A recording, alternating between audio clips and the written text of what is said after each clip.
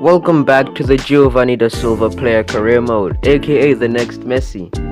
Now we're back into the World Cup. In this episode we're going to just speed run through the group stages. I'm going to be showing you both games and basically talk about how Giovanni started off his World Cup.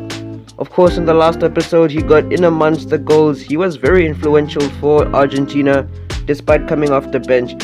But this time around I think it would be more difficult for him to make a lasting impact, being subbed on when Argentina were 2-0 down with only 6 minutes left. But Giovanni Da Silva was like, you know what, I like challenges, I'll take that challenge, and that's exactly what he did. But of course, they were 2 goals down, he only scored 1, so he needed another one. But let's talk about it though. That was a great goal, really nice goal. It really shows that Giovanni is ready to play football, that his mind maybe not in the right place, but when he is on that pitch, he is playing to his level-headed best. And there are quite some rumors saying that Giovanni might move away from Adidas. He might start a Nike sponsorship at the end of 2022. But of course, these are just rumors. Comment down below whether you think it should happen.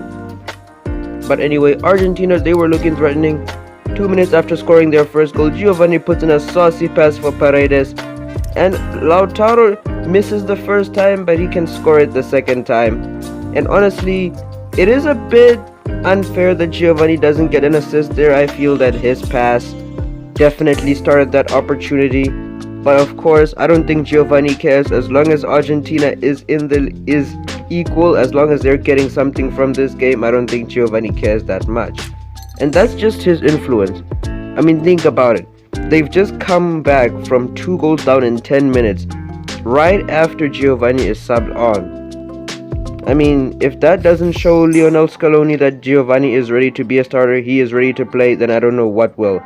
With some clever dribbling, unfortunately the finish could not match the dribbling, but Giovanni would keep the ball again. He would try to shoot on his right foot this time, didn't go for the left-footed finesse shot like he did last time. Of course, he learned from his mistake. He tried it this time in the 88th minute, but unfortunately it was a bit too far from the net and just did not have enough curve to be curling into that top left-hand corner. And just like that, that's how the match would end, 2-2 for Argentina. Probably a disappointing performance, as you would have expected them to win this game, but fans are very happy that when Giovanni came on, he was able to salvage a point out of this match.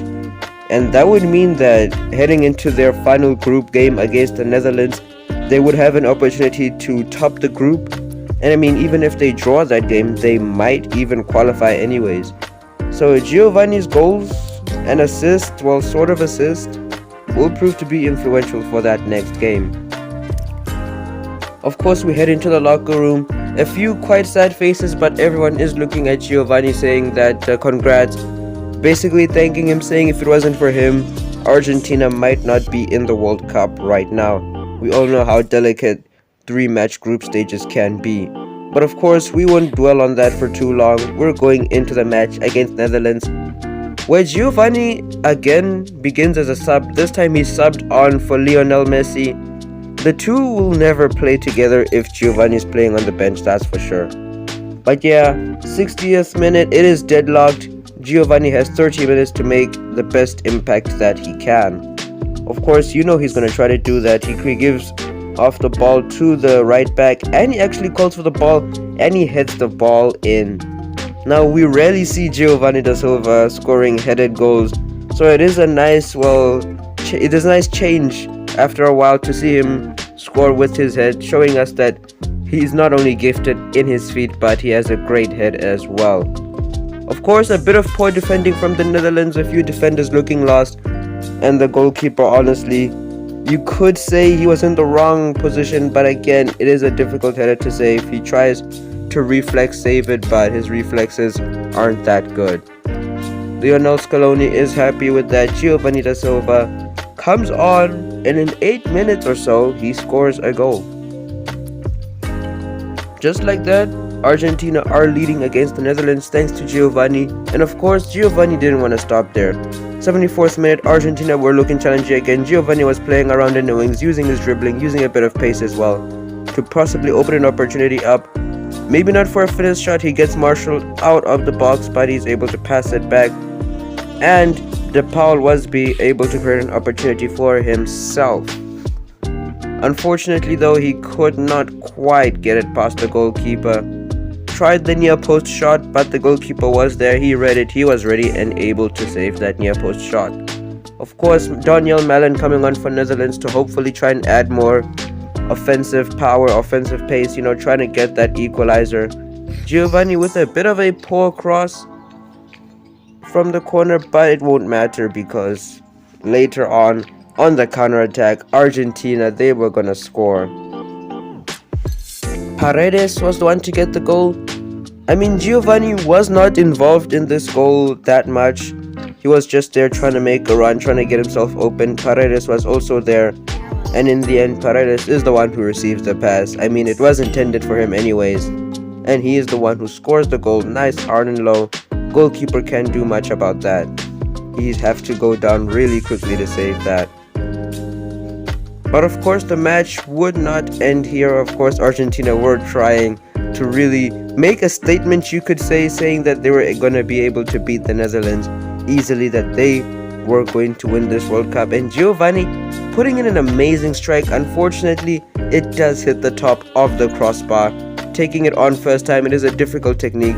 Giovanni chests the ball down. He takes one from range and he actually scores. That is potentially a goal of the season from Giovanni Da Silva. He might win the Puskas Award.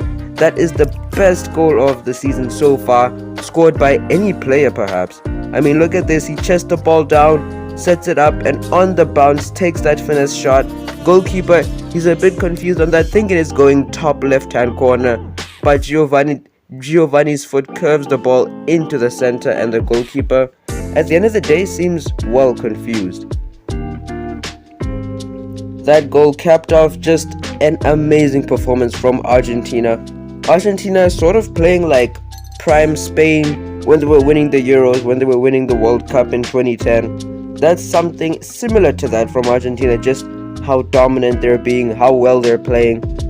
And Giovanni making the statement saying that, well, he is one of the best players in Spain and probably one of the best players in the world. And yeah, but the question is, will that mean people will start calling him Giovanni Da Silva, or will people keep calling him the next Messi? Well, anyways guys, that is the end of the episode. Those are the both games I've showed you. Next episode, we will be heading into the round of 16. So consider leaving a like and subscribing, because hey, we're trying to reach 20 subscribers by the end of this month. But if you guys enjoyed, don't forget to leave a like, subscribe, and I'll see you in the next one.